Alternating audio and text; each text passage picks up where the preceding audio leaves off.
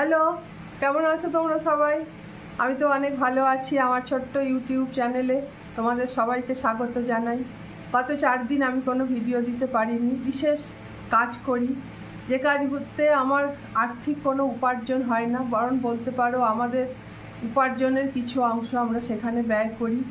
এরকম দু একটা এনজিও আছে, ব্যক্তিগতভাবেও কিছু কিছু জায়গায় আমরা মানুষের পাশে থাকার চেষ্টা। কাজগুলো আমাকেই করতে হয়, কেননা আমার হাজব্যান্ড একটা দায়িত্বপূর্ণ জব করেন, সেখানে তিনি খুবই ব্যস্ত থাকেন, সেই সারা দিনে তার সময় হয় না সেগুলো করার, তাই জন্য আমাকেই করতে হয় এই কাজগুলো। তো সেই কাজগুলো করতে গিয়ে আমার মাসে তো 4-5 দিন সময় চলেই যায়। এদিকে সংসারেরও কাজকর্ম আছে, সবটা মিলিয়ে হয়তো ইউটিউবে সেই সময়টা আমি ভিডিও দিতে পারি না। তো আস্তে আস্তে চেষ্টা করব, যখন ইউটিউবে দিচ্ছি ভিডিও, তো আস্তে আস্তে চেষ্টা করব সব কিছু ব্যালেন্স করে চলার। যখন চলবো তখন হয়তো রোজ ভিডিও দেব, তো এখনও সেইভাবে পারছি না। তো কাজগুলো করি আমরা বোলপুরে। 2টো আদিবাসী গ্রাম নিয়ে আমাদের একটা এনজিও আছে। সেই এনজিওটা আমরা ব্যক্তিগত উদ্যোগে চালাই। বেশ কিছু মানুষ আছেন যারা এই কাজগুলো করতে আনন্দ পান করেন। তো একদম ব্যক্তিগতভাবে আমরা এই কাজগুলো করি। সেখানে কিছু আছে, আর আমাদের নিজস্বভাবে কিছু মানুষের পাশে আমরা থাকি, দাঁড়াই। সেই কাজগুলো করতে গেলে অনেক হিসেব নিকেশ, মিটিং এইসব অ্যাটেন্ড করতে হয়। তো যেহেতু উনি পারেন না, সেহেতু এই কাজগুলো তো আমাকেই করতে হয়। সেই কারণেই ভিডিও দিতে পারি না প্রত্যেক দিন হয়তো, কিন্তু চেষ্টা করব সবটা ব্যালেন্স করে যেদিন পারবো অবশ্যই রোজ ভিডিও দেব। বাবুয়ের শুরু হয়েছে পরীক্ষা। এদিকে খবরে সমস্ত জায়গায় বলছে রোদে বেরোবেন না, বাড়িতে থাকুন, ঘরে থাকুন।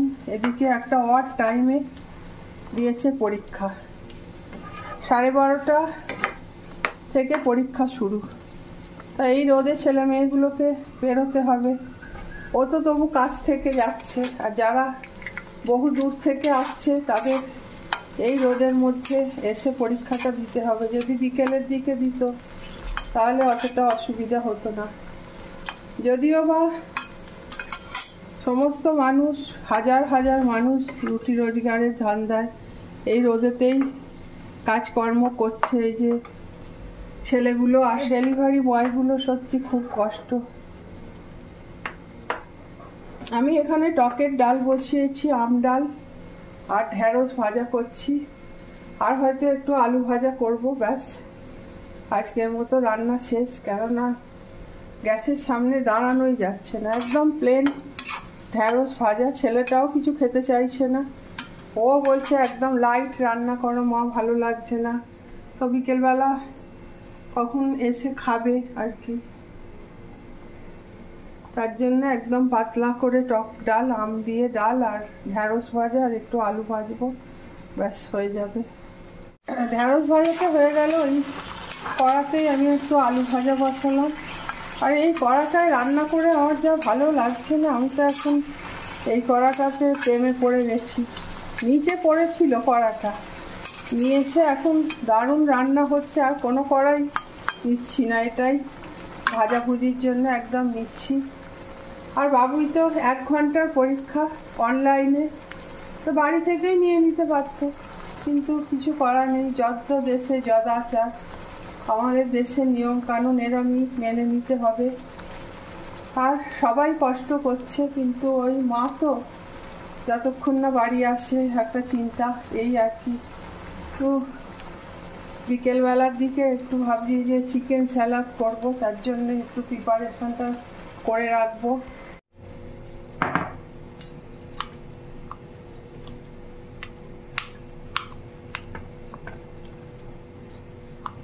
এতে দেবো আদা রসুন বাটা, নুন, এটা পিঙ্ক সল্ট দিচ্ছি, একটু মরিচের গুঁড়ো, আমরা ঝালটা কমই খাই, আর দেবো একটু পাতিলেবুর রস।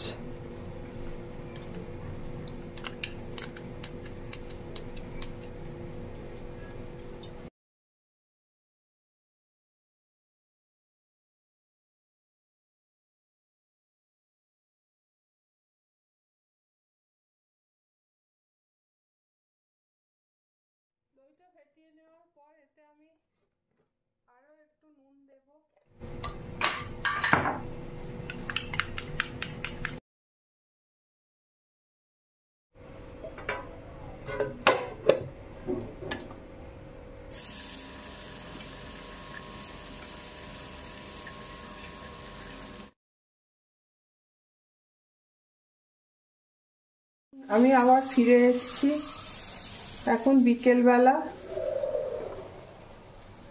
সন্ধ্যাবেলা স্ন্যাক্সের জন্য আসলে আজকে আমি এটা বানাচ্ছি। এখন কিছুটা মাখন নিয়ে চিকেনগুলো দিয়ে দিচ্ছি।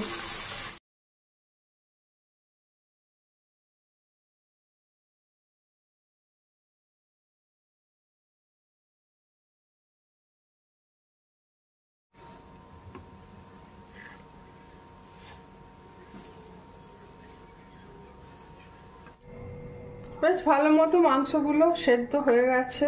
এই চিকেনটা আমার লম্বা লম্বা এরকম সবজি এরকম শেপে কেটেছি, এরকম শেপে করার ইচ্ছে ছিল, কিন্তু এটা তো আমাদের এই স্থানীয় মাংসর দোকান থেকে এটা করে এনেছে বোনলেসটা, যার জন্য না চিকেনের শেপটা ঠিকঠাক নেই। যাক, ঘরেই তো আমরা খাবো 3 জন, তো লম্বা লম্বিভাবেই কেটে নিলে, এই যেরমভাবে কাটা গেল সেইভাবে কেটে নিয়ে এবার মিশিয়ে দেব। বাবুয়ের বাবা আর 1 ঘন্টা মতো পরে চলে আসবে। আজকে সন্ধেবেলা স্ন্যাক্সে এটাই খাওয়া হবে, যার জন্যে আমি করে রাখলাম আর কি ব্যাপারটা।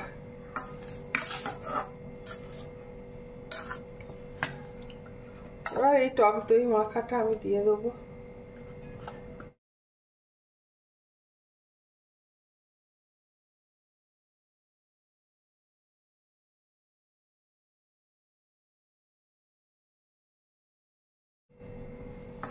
আজকের ভিডিওটা আমি এখানেই শেষ করব।